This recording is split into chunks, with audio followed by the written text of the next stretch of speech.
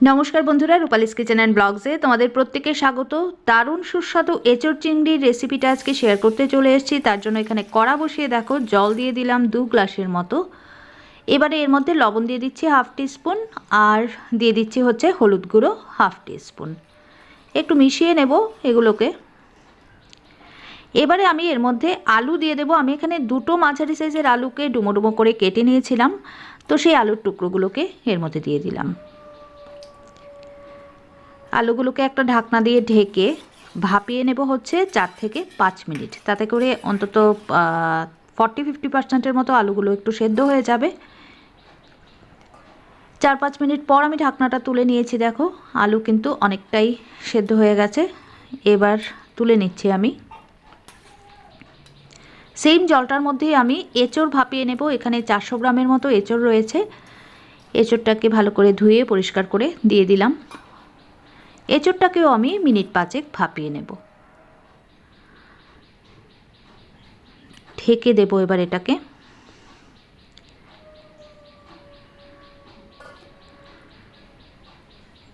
এইদিকে এঁচোড়টা যতক্ষণে ভাপানো হয় ততক্ষণে চিংড়িগুলোর গায়ে আমি লবণ আর হলুদ গুঁড়ো মাখিয়ে নিচ্ছি। হাফ টিস্পুন করে লবণ আর হলুদ গুঁড়ো দিলাম। এখানে রয়েছে 400 গ্রামের মতো চিংড়ি মাছ।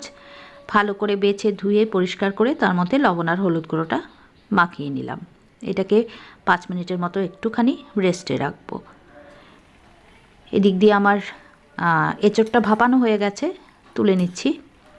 দেখো এঁচোড় কিন্তু 50%-এর মতো কিন্তু আমার সেদ্ধ হয়ে গেছে।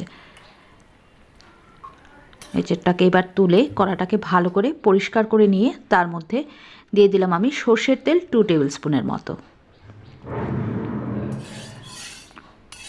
ভালো করে সর্ষের তেলটাকে গরম করে নিলাম। এবারে এর মধ্যে দিয়ে দেব হচ্ছে চিংড়ি মাছগুলো, যেগুলোতে আমি লবণ আর হলুদ গুঁড়ো মাখিয়ে রেখেছিলাম। সেই চিংড়ি মাছগুলো তেলের মধ্যে দিয়ে ভালো করে ভেজে তুলে নেব। তবে চিংড়ি মাছ একদমই কড়া করে ভাজবো না। গ্যাসের ফ্লেমটাকে একটু লো করে দিয়েছি, দেখতেই পেয়েছো তোমরা। হালকা করে, খুব হালকা করে ভাজবো, তাতে করে খেতে ভালো টেস্ট হয়। বেশি কড়া ভাজা হয়ে গেলে চিংড়ি মাছ কিন্তু খেতে একদমই ভালো লাগে না। তো এগুলো ভাজা হয়ে গেল, তুলে নিচ্ছি আমি চিংড়ি মাছগুলোকে। সেম তেলের মধ্যে আমি ভাপিয়ে রাখা আলুর টুকরোগুলোকেও লাল লাল করে ভেজে নেব। একটু গ্যাসটাকে আমি বাড়িয়ে দিলাম, ফ্লেমটাকে একটু হাই করে দিলাম। এবার নাড়াচাড়া করে লাল করে আলুগুলোকেও ভেজে নিলাম।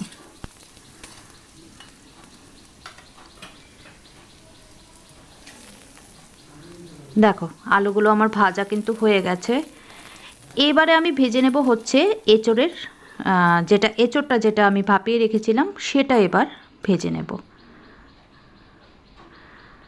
ভাপিয়ে রাখা এঁচোড়টা দিয়ে দিলাম সেম তেলে। 3 থেকে 4 মিনিট একটুখানি নাড়াচাড়া করে আমি এঁচোড়টাকে ভাপিয়ে নিচ্ছি। এঁচোড়টাকে ভেজে নিচ্ছি।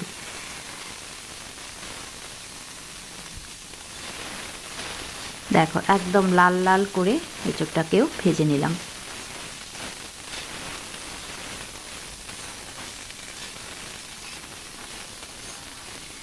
এবার এগুলোকেও আমি তুলে নেব। খুব সুন্দর একটা রান্না, খেতে অসাধারণ হয়। একটু সময় লাগে রান্নাটা হতে। এবার সেম কড়াতে আমি আরও 2 টেবিল স্পুন সর্ষের তেল দিয়ে দিলাম। এখানে আমি কিছু ফোড়ন দিচ্ছি, 2টো শুকনো লঙ্কা, 2টো তেজপাতা, ছোট্ট একটা জয়িত্রীর টুকরো, 2 ইঞ্চ মতো দারচিনি, 4টে ছোটো এলাচ, 2টো লং। তো ফোড়নটাকে ভাজা ভাজা করে এর মধ্যে এবার দিয়ে দিচ্ছি পেঁয়াজ কুচি। আমি 2টো মাঝারি সাইজের পেঁয়াজকে কুচি করে কেটে নিয়েছিলাম। তো পেঁয়াজ কুচিটা দিয়ে দিলাম আর একটুখানি ভেজে নেব পেঁয়াজ কুচিটাকে। এর মধ্যে কিন্তু আমি লবণ আর চিনি দিয়ে দেব। আমি এখানে স্বাদ মতো লবণ এখন দিয়ে দেব। গ্যাসের ফ্লেমটাকে একটু লো করে দিয়েছি। তো স্বাদ মতো লবণ দিয়ে দেব আর দিয়ে দেব হাফ টিস্পুনের মতো চিনি। চিনি আর লবণটা পেঁয়াজ ভাজার সময় দিলে পেঁয়াজটা খুব তাড়াতাড়ি নরমও হয়ে যাবে আর কালারটা খুব ভালো আসবে। দেখো কালারটা কিন্তু পেঁয়াজের অনেকটাই চেঞ্জ হয়ে গেছে। একটু নাড়াচাড়া করে মাঝখানটা একটু জায়গা করে নিলাম। এর মধ্যে দিয়ে দেবো আদা বাটা, 1 টিস্পুনের মতো আদা বাটা দিয়ে দিলাম।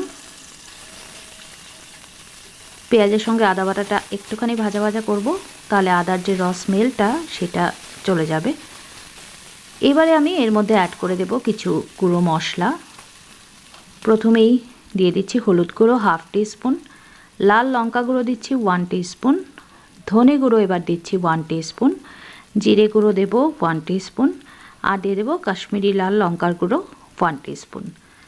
কাশ্মীরি লাল লঙ্কার গুঁড়োটা অপশনাল, যাতে কালারটা ভালো আসে সেজন্য আমি দিলাম। তোমরা চাইলে এটাকে কিন্তু স্কিপও করতে পারো।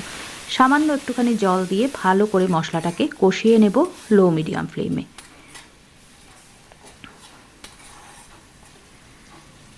দেখো মশলাটাকে ভালো করে কষিয়ে নিচ্ছি আমি। এবারে আমি এর মধ্যে দিয়ে দেবো টমেটো কুচি। আমি দুটো মাঝারি সাইজের টমেটোকে একদম কুচি করে কেটে নিয়েছি, দিয়ে দিলাম টমেটো কুচিগুলো। একটুখানি ওপর নিচ করে নেব। এবারে একটা ঢাকনা দিয়ে ঢেকে সমস্ত কিছুকে একটুখানি কষানোর জন্য লো মিডিয়াম ফ্লেমে বসিয়ে রাখবো 3 থেকে 4 মিনিট। দিয়ে দিলাম ঢাকনাটা। তো 3-4 মিনিট পর আমি ঢাকনাটা তুলে নিয়েছি। দেখো একদম সুন্দর করে কিন্তু সমস্ত কিছু কষানো হয়ে গেছে, আর টমেটো কিন্তু একদমই সফট হয়ে গেছে, তেল ছেড়ে আসছে মশলা থেকে। এবারে ভেজে রাখা আলু আর এঁচোড়টা এর মধ্যে দিয়ে দিলাম। এবারে আরও 2-3 মিনিট সময় নিয়ে মিডিয়াম ফ্লেমে এগুলোকে কষিয়ে নেব মশলার সঙ্গে, তাতে করে টেস্টটা সত্যিই দারুণ হয়। ভালো করে উপর নিচ করে কষিয়ে নিতে হবে। কালারটা দেখো কতটা ভালো এসছে। কাশ্মীরি রেড চিলি পাউডার আর চিনির জন্য কিন্তু ঠিক এরকম একটা সুন্দর লোভনীয় কালার আসে। তো দেখো 3-4 মিনিট সময় নিয়ে আমি এটাকে কষিয়ে নিচ্ছি। এবারে চিংড়িগুলো এর মধ্যে অ্যাড করে দেব। দিয়ে দিলাম চিংড়িগুলো।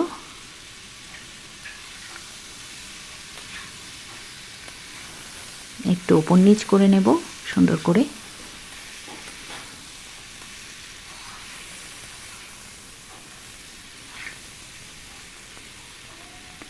এখন আমি এর মধ্যে জল দিয়ে দিচ্ছি। অবশ্যই গরম জল ব্যবহার করবে তোমরা। আমি 2 কাপের মতো জল দিচ্ছি। তোমরা যে যতটা গ্রেভি পছন্দ করো সেই অনুযায়ী জলটা দিয়ে দেবে। আর গরম জলটা ব্যবহার করলে ঝোলের টেস্টটা খুব ভালো হয়, সেই জন্য জলটা দিয়ে এবার একটু ঢেকে এটাকে 5 থেকে 7 মিনিট রান্না হতে দেব। দিয়ে দিলাম ঢাকনাটা।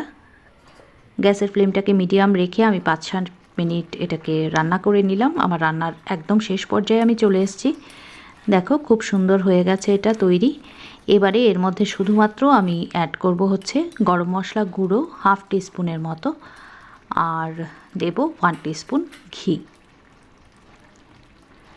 তো গরম মশলা গুঁড়োটা দিয়ে দিলাম, আর দিয়ে দিচ্ছি 1 টিস্পুন ঘি। ঘি আর গরম মশলা গুঁড়ো দিয়ে সুন্দর করে মিশিয়ে দিচ্ছি। এবারে আমি গ্যাসের ফ্লেমটা অফ করে দেব, আর অফ করে স্ট্যান্ডিং টাইমে এটাকে ঢাকনা দিয়ে ঢেকে রেখে দেব মিনিট 10। তারপরেই কিন্তু এটা সার্ভ করার জন্য একদম রেডি হয়ে যাবে।